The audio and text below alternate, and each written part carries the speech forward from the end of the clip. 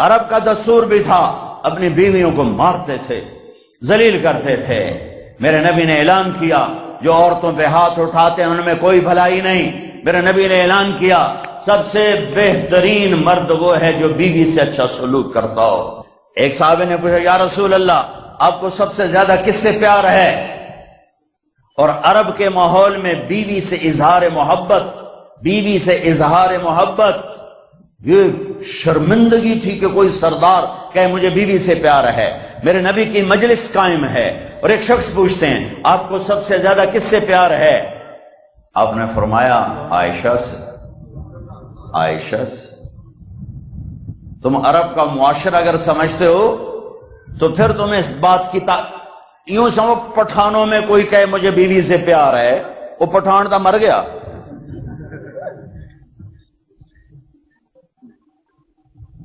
میرے نبی اس ماحول میں کہہ رہے ہیں مجھے عائشہ سے سب سے زیادہ پیار ہے۔ وہ تو ہل گئے سوال کرنے والے کہ اے کی بنی کی فرمایا؟ تو انہوں نے بات بدلی کہ یا رسول اللہ میرا مطلب ہے آپ کو مردوں میں سب سے زیادہ کس سے پیار ہے؟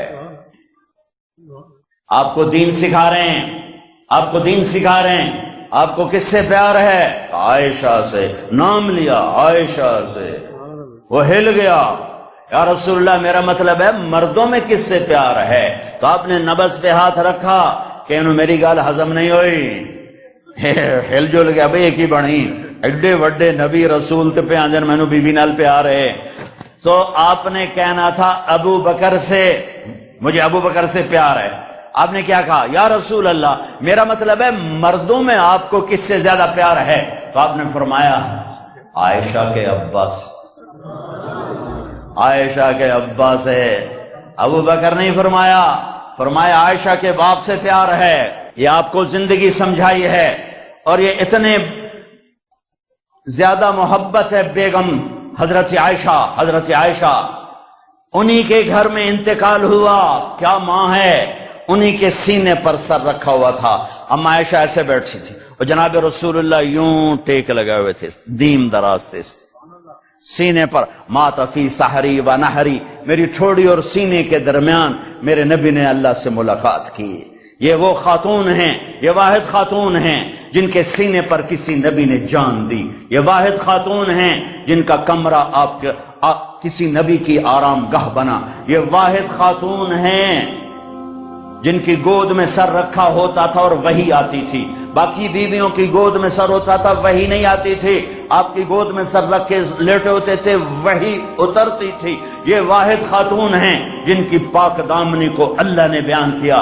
حضرت یوسف علیہ السلام پہ تہمت لگی، ایک بچے نے گواہی دی۔ حضرت مریم پہ تہمت لگی، حضرت عیسیٰ نے گواہی دی۔ میری ماں عائشہ پہ تہمت لگی، میرے اللہ نے گواہی دی، میرا اللہ گواہ بن کے آیا۔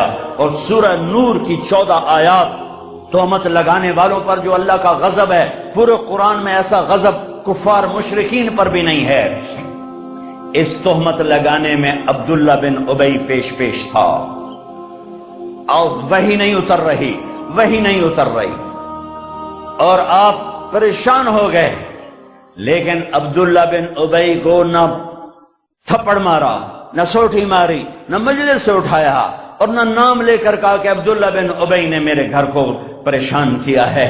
ممبر پر کھڑے ہو کر اتنا فرمایا کہ کچھ لوگوں نے میرے گھر والوں کے بارے میں مجھے بہت تکلیف دی ہے، اور اس حد تک بات پہنچی کہ آپ چونکہ وہی نہیں آ رہی اور اللہ امت کو دکھانا چاہتے ہیں کہ زبان کا غلط بول کیسے آگ لگاتا ہے، کیسے گھر اجڑ جاتے ہیں، کیسے خاندان ٹوٹ جاتے ہیں، کیسے نسلیں اجڑ جاتی ہیں جب زبان کا بول غلط ہوتا ہے۔ یہ دکھانے کے لیے وہی نہیں آ رہی، وہی نہیں آ رہی، وہی بند ہے، ورنہ اللہ پہلے دن کہہ دیتے کہ یہ سب بکواس ہے، غلط ہے۔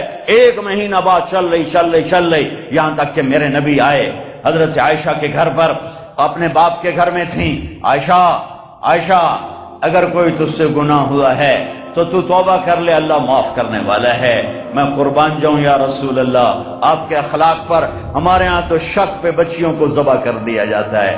بیٹا زنا کرتا رہے اور جی چھوڑ چھا رہے، بیٹا زنا کرے اور جی چھوڑ چھا رہے، کر دی رہ جاندے، شادی کر کے زنا نہیں چھوڑتے، اور بچی پر شک پڑ جائے تو ذبح کر دیتے ہیں۔ اس راوی نے کتنی بچیوں کو نگلا ہے؟ کون سی عورت ہے جسم بیچنے کے لیے خوشی سے تیار ہو؟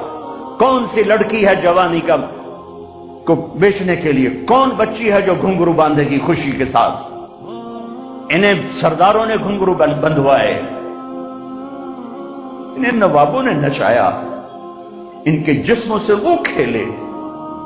ظالم یہ نہیں، ظالم وہ ہے جنہوں نے ان کے سر پہ دوپٹہ رکھنے کی بجائے ان کے جسم کو نوچا، اپنی ہوس کا شکار نشانہ بنایا۔ وہ اوے میاں صاحب رہا۔ میرے نبی فرما رہے ہیں عائشہ کوئی گناہ ہوا ہے تو توبہ کر لے، اللہ معاف کر دے گا۔ اللہ اکبر، اللہ اکبر۔ اور اگر نہیں ہوا تو اللہ ضرور تیرے حق میں فیصلہ سنائے گا۔ تو حضرت عائشہ 24 گھنٹے سے سوئی نہیں تھی، اٹھ کے بیٹھ گئی، رو رہی تھی، ایک دم آنسو خشک ہوئے۔ ابا میری صفائی پیش کر۔ ابو بکر کہ بیٹی میں کچھ نہیں کہہ سکتی۔ اماں میری صفائی پیش کر۔ کہ بیٹی میں کچھ نہیں کہہ سکتی۔ تو فرمایا اگر میں جھوٹ بولوں تو اب سب مجھے سچ مانو گے، اور اگر میں سچ بولوں تو کوئی مجھے سچا نہیں مانے گا۔ میں اپنے اوپر الزام کیسے دھر لوں؟ میں اپنے رب کو پکارتی ہوں، میں یعقوب کے رب کو پکارتی ہوں، یوسف کے باپ کو پکارتی ہوں۔ کہتے مجھے حضرت یعقوب کا نام بھول گیا غم کی وجہ سے۔ میں نے کہا میں یوسف کے باپ والا جملہ بولتی ہوں جو انہوں نے کہا تھا فصبر جمیل واللہ المستعان۔ اور یا لیٹی تو ایک دم وحی آئی۔ اب 1 مہینے کے بعد وحی آئی، اور حضرت عائشہ فرماتی میں تو مطمئن تھی کہ جو بھی آئے گا میرے حق میں آئے گا، لیکن مجھے یہ نہیں پتا تھا کہ میرے حق میں قرآن ہی آ جائے گا۔ مجھے تھا کہ جبریل آ کر کہہ دے گا سب غلط ہے، اور میرے باپ ایسے کانپ رہے تھے اور میری ماں ایسے کانپ رہی تھی۔ میں قربان جاؤں صدیق کے صبر کو۔ فرشتوں سے معصوم بیٹی پہ الزام لگا، ایک دفعہ جا کے دربار رسالت میں نہیں کہا یا رسول اللہ یہ کیا ہو رہا ہے، پورے مہینے میں ایک جملہ بولا، ایک سبحان اللہ، یہ کام تو کبھی کفر میں نہ کیا، آج ایمان کے بعد ہماری عزتوں پہ داغ لگایا جا رہا ہے۔ جب وہی ختم ہوئی تو اللہ کے نبی مسکرائے کہ عائشہ مبارک ہو، اللہ خود تیرے لیے گواہ بن کے آ گیا ہے۔ تو حضرت ام رومان نے کہا بیٹی اٹھو، اللہ کے نبی کا شکر ادا کرو۔ تو فرمایا نہیں، میں اس کا شکر ادا کروں گی جو میرا گواہ بن کے آیا۔ اتنے دکھ والے عبداللہ بن ابی کے جنازے کے لیے کھڑے ہو گئے۔ کم وقت مر گیا، اس کے بیٹے پکے صحابی تھے۔ یا رسول اللہ میرے ابا کو کفن دیں گے؟